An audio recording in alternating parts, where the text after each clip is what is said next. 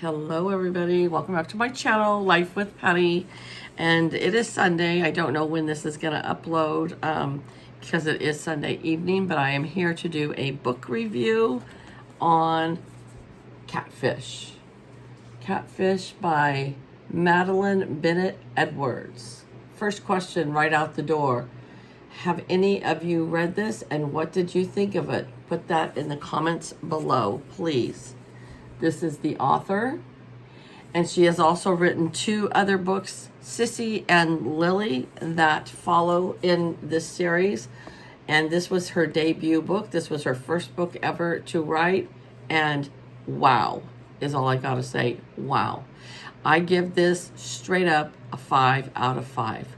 It was a very good story. It was sad.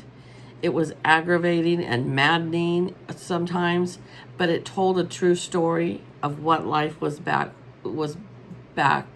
in the 50s, the 60s, the 70s, and they even went back to the 1800s when they were brought over as slaves from Africa. Catfish is this gentleman's name. And this is Susanna in the book. That's her name is Susanna. Catfish would walk down this street every day, and he saw her once out in her front yard, and he stopped to ask her a question about a turtle that was crossing the road, and he wanted to have that turtle. And she said, "For what?" And he said, and he explained to her he was going to make turtle soup with it. And ever since that day, he would always stop by and say hi. She would stay on the lawn and he would stay on the street. And she just fell in love with him. She thought he was the most wonderful man, and he told the most wonderful stories. And then they moved from where they were living, Susanna's family, to a big plantation fancy house. Her father was running for mayor and then governor and then senator. He was all in the political eye. And he moved to this big fancy house, and then she never saw Catfish again. So she asked her housekeeper, Tootsie, who she said she loved more than her own mother and father, because her mother and father, it was all about appearances, and there wasn't a whole lot of love shown there. It was just all about appearances. And so Tootsie said that he lived in, oh my gosh, what was it called now? It's going to drive me, the quarters. He lived in the quarters, and this was in Baton Rouge, Louisiana. And so that was only for black people, and where she lived was only for white people. And so Susanna knew that her mom played bridge every Thursday, and 3 weeks out of the 4 weeks her mom went somewhere else. On the 4th week her mom hosted it there. So she snuck over to the quarters so that Catfish could tell her some more stories. And even as a little girl at 9 years old, she was writing all these stories down in a book so she could remember them. And she said she wanted to write a book about it. So I've tried to look this up to see if it is actually based on a true story, and I don't get an answer. So if any of you know, let me know. Anyways, comes to find out, Tootsie is Catfish's daughter. And so she asked Tootsie one day, "Why didn't you ever tell me that Catfish was your father?" She says, "Because we're not allowed to talk about our personal family lives at work." So that was the rules, I guess. And then she met a girl, I believe her name was Madeline, and they became best friends, and she would go over there every week. And at school, she was always picked on. She was beat up. The nuns always would say it was her fault, and she had to switch schools a couple of times. Well, come to find out, all these kids were jealous of her. The white kids were jealous of her because of who her father was. But her father and her mother never stuck up for her. And going over to the quarters, her and this other little girl her age became best friends, which was Tootsie's daughter and Catfish's granddaughter. They became the best of friends. And one time her father found out that she was going over to the quarters, and he beat her. He beat her so bad that she almost died. And that was the one of the first of 4 that she talks about in the book of her beatings from her father.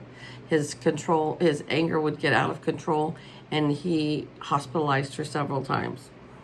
Then she met Tootsie's brother, Rodney. And that is what a lot of this story is based on. They grew up together, they fell in love, and they couldn't, and this, now we're talking until the late 60s, and they were not allowed to interact together. Blacks stayed on one side, whites on the other side. She went off to college to New York, and she was shocked in the 70s when she went to New York, and there was interracial relationships all over the city, and they're holding hands. Nobody's hiding it. And so Rodney went out to New York, and they were able to go out on a date or go to the park or do whatever they wanted, and nobody judged them. But the minute she came home, still in the 70s, they were not allowed to interact. I don't want to tell you a whole lot more about the story because there's a lot that happens in this book of only 327 pages, 329. There's so much that happens in this story. This is one of those stories that I look forward to wanting to pick it up again and read it again. Absolutely. Did I enjoy it while I was reading? Absolutely. Yeah, I was really mad. The father has got to be, and that's why I said I can't tell you everything, but he has to be the most hypocritical asshole ever. I would just want to wring his neck. And then all the different stuff that happened to Susanna and to Rodney and to Susanna's best friend, I think it was Madeline. And I don't want to tell you everything because the book is so good. I'm so glad that's not the way it is anymore. I don't feel it's that way anymore. Some people still think there's segregation, but nothing like what they talk about in this book. And I know in the South it took a lot longer to be able to intertwine and amongst races of anything, or even gays and lesbians, where California and New York were a little more liberal with that, right off the sooner than everywhere else was. But anyways, I recommend this book highly for anybody to read. I think it was a great read, and I did order Sissy, the next book, number 2, and Sissy is Susanna's sister, her younger sister, and she always had a great bond with her sisters, Sissy and Lily, and her 2 brothers. So there was 5 of them.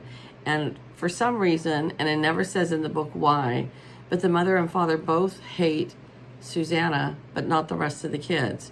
So I don't know if it's because she was, a rebel and went over to the quarters, or I don't know what it was, but they never showed the love to Susanna that they did the other kids. So that's my review on this book. And then I also want to, at the same time, do what am I currently reading. So I started this book when I was halfway through with Catfish and Things We Never Get Over. Oh, another great book. So I'm on page 70. This is written by Lucy Score. I'm on page 70, and it's about the twins. I did tell you that. The twin girls, one's a rebel and one has her crap together, and the rebel has a bad name in this little town, and they're identical, so they've mistaken the good one for the rebel, and she has to keep proving to everybody that she's not her sister, and her sister's left her with her 11-year-old daughter. She's left her daughter with the good sister, and now the good sister is having to raise her niece, which she has no idea how to do that, and she's trying to find a job. Right now she found a job, but it was at a bar, and she's like, I didn't accept the job. They were kind of like, oh, you got a job here, I'll see you tonight at 5. And so that's where I am in the book, where and then her niece says, well, you have a job, and she says, well, I haven't accepted it yet, but she just has a little bit of her savings left that she had with her because her sister ripped off her credit cards and all her cash that was in her purse, and she had some hidden in her suitcase, and that's what she and her niece are living on right now. So another really good book. This one is a lot longer. This one is 557 pages, and I'm only on page 70, so it'll probably take me a couple weeks to read this because I'm not a fast reader and I work full time and I do everything else too, craft and all that stuff. So, all right. So Catfish was a total 5 out of 5. So far, Things We Never Get Over is a 5 out of 5, but I have a long way to go on that. Let me know if you have read either of those books and what you thought of them. All right, you guys, have a great evening, and I'm going to upload this right now, so it'll probably be uploaded before Monday. And also, Bobby Joe handmade this. She also does updates. Both of us didn't do a what are we currently reading last week. But she normally uploads on Monday what she is reading as well. She reads 3 to 4 books at a time. So head on over to Bobby Joe Handmade This and see what she's reading. All right. Take care. Bye-bye.